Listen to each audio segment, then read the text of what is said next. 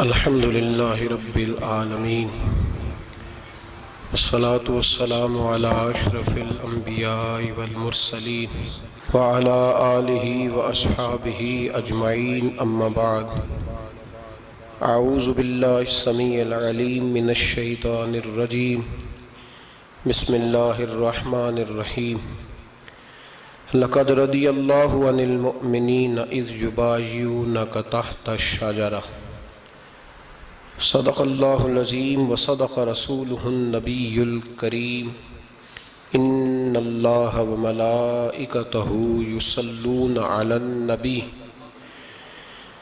یا ایہا الذین آمنوا صلوا علیہ وسلموا تسلیما اللہم صلی علی سیدنا و مولانا محمد معدن الجود والکرم وآلہ وصحبہ وبارک وسلم۔ حمد الصلاۃ کے بعد امیر المومنین خلیفۃ المسلمین داماد مصطفیٰ صلی اللہ علیہ وسلم حضرت سیدنا عثمان غنی رضی اللہ تعالیٰ عنہ کی حیات مبارکہ کے حوالے سے چند باتیں آج گفتگو کا عنوان ہے۔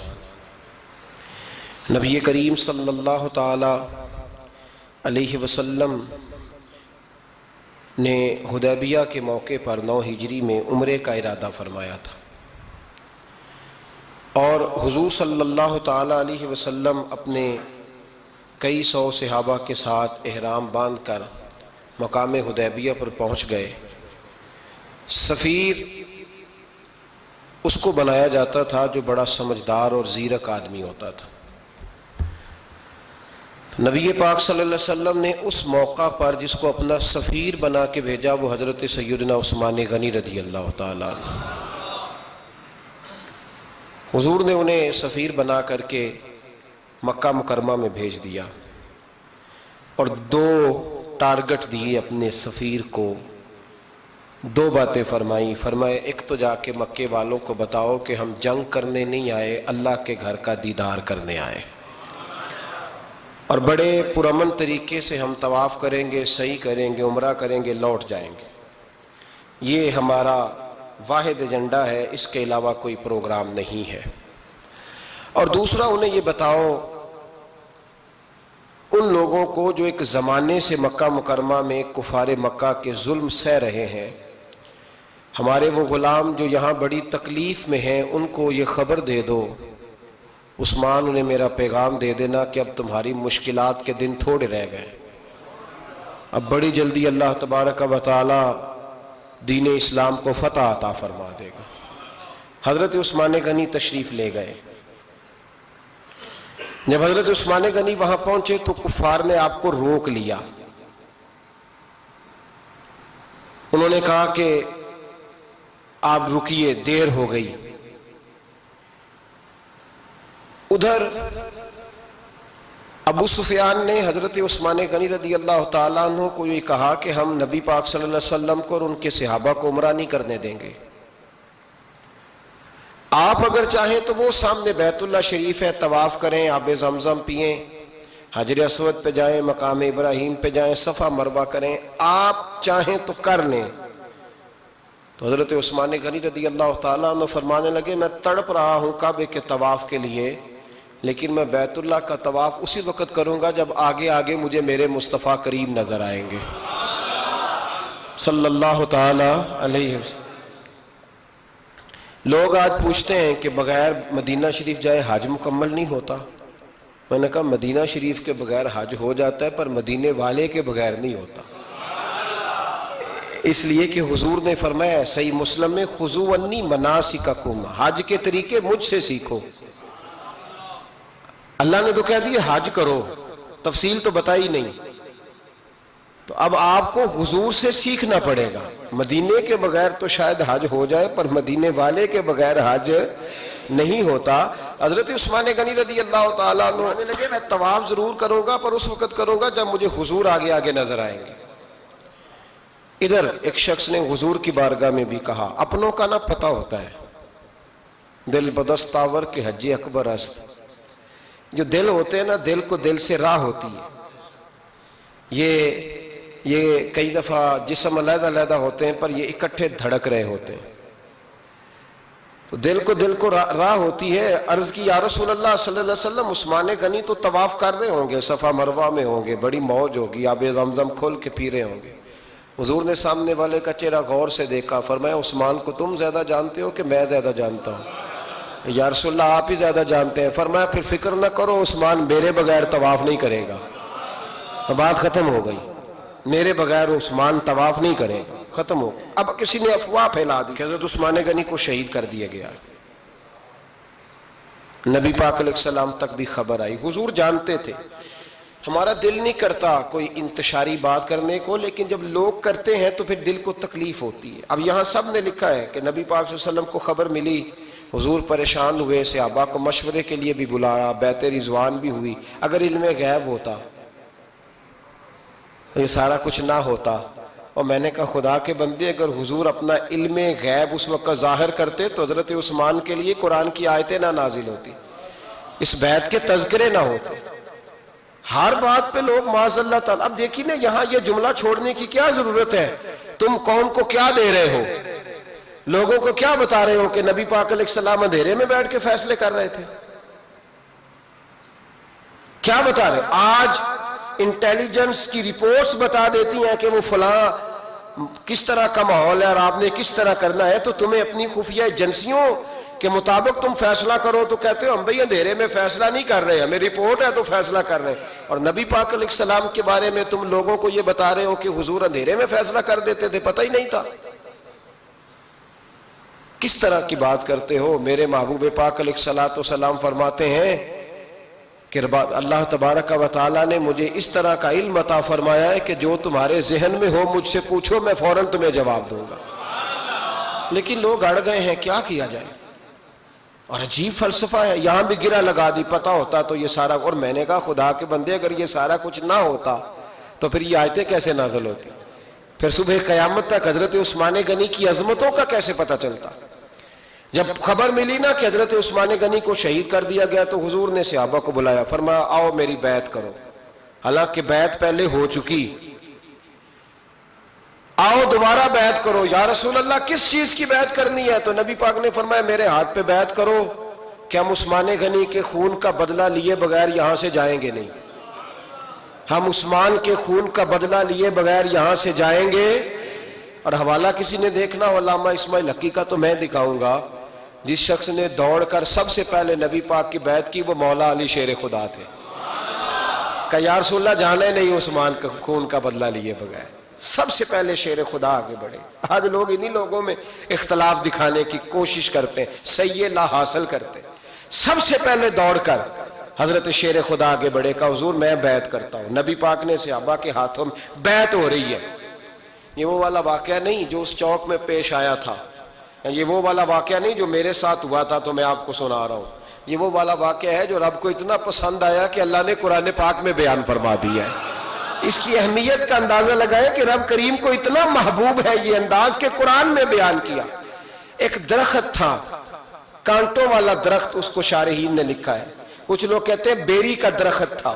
نبی پاک درخت کے نیچے بیٹھ گئے، فرمایا بیعت کرو سارے. کن کے لیے بیعت ہو رہی؟ حضرت عثمان غنی کے لیے.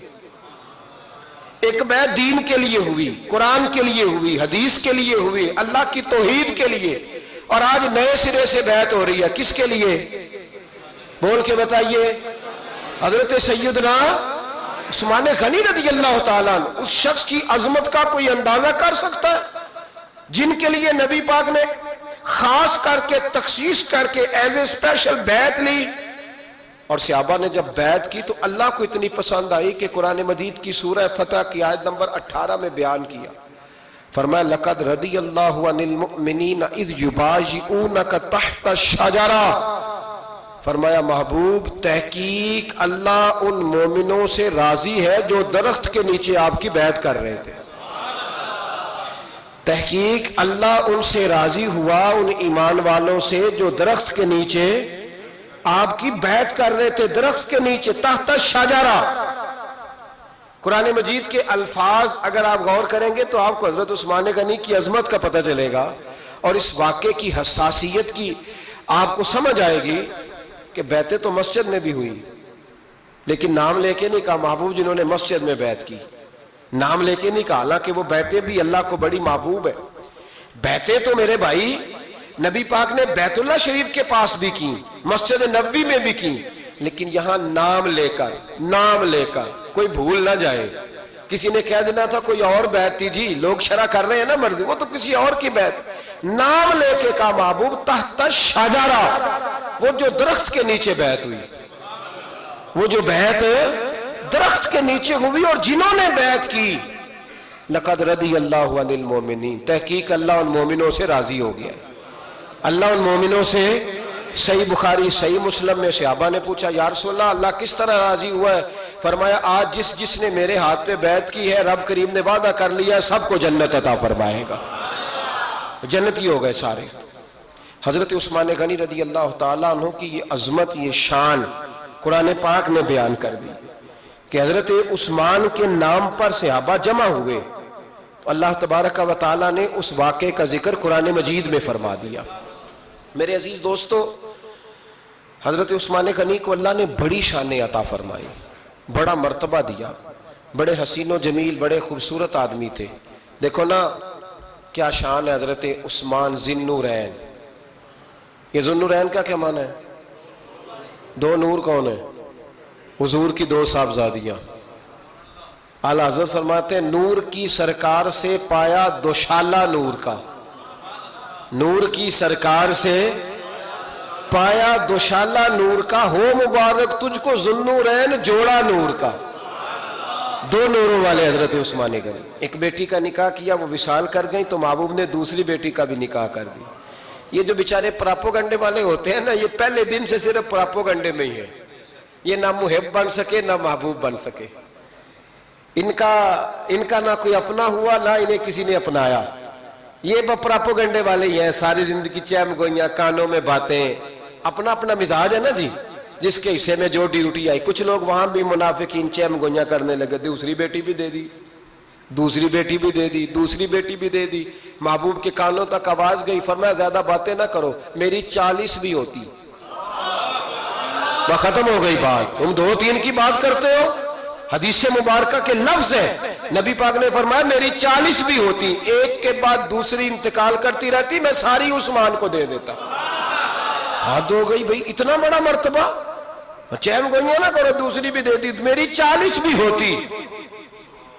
اس حدیث کا ترجمہ یہ ہے کہ محبوب فرماتے ہیں کہ مجھے عثمان پر اعتبار ہی بڑا ہے، مجھے عثمان پیارا ہی بڑا ہے، عثمان غنی کی عظمت ہی بڑی ہے.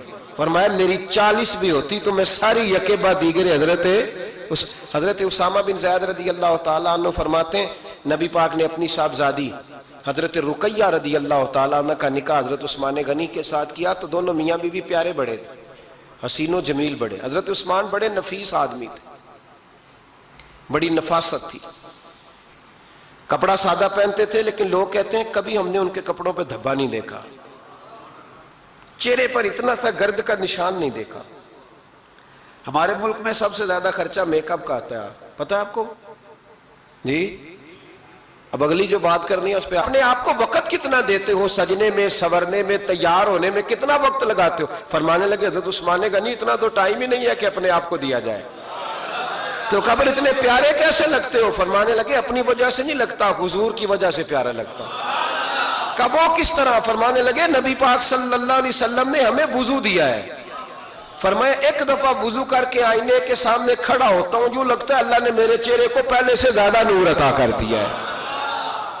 دیکھیں نا باقی جسم چھپا ہوا ہے اور جو ظاہر ہے اس پر وضو کا حکم ہے.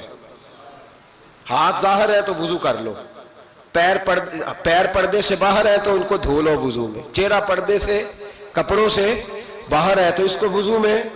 تو عثمان غنی فرماتے 5 وضو تو میں تازہ کرتا ہوں، پچھلا ہو بھی تو نئی نماز تازے وضو سے پڑھتا ہوں. اور فرماتے اگر میرا قرآن مجید کھولنے کا ارادہ بن جائے تو پھر وضو 6 بھی ہو جاتے اور تہجد کے وقت اٹھوں تو 7 بھی ہو جاتے ہیں.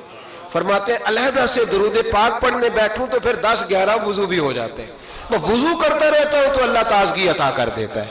حضرت اسامہ بن زید حضور کے غلام زادے ہیں. فرماتے ہیں میں چھوٹا سا تھا تو نبی پاک کے گھر میں گوشت پکا تو سرکار کو 4 بیٹیوں سے بڑا پیار تھا.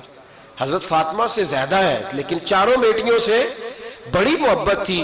حضرت رقیہ اور جناب عثمان غنی کے گھر میں اسامہ بن زید کہتے ہیں حضور نے مجھے سالن دینے بھیجا, میں چھوٹا سا تھا اور ابھی پردے کی آیتیں بھی نہیں آئی تھی, حکم بھی نہیں آیا تھا. کہتے ہیں میں سالن دینے گیا, واپس آیا تو میں نے ان دونوں کو بیٹھے دیکھا تو میں نے اتنے حسین میاں بیوی کبھی دیکھے نہیں تھے, اور میری طبیعت کھل اٹھی. فرماتے ہیں جب واپس آیا نا, سرکار نے میرا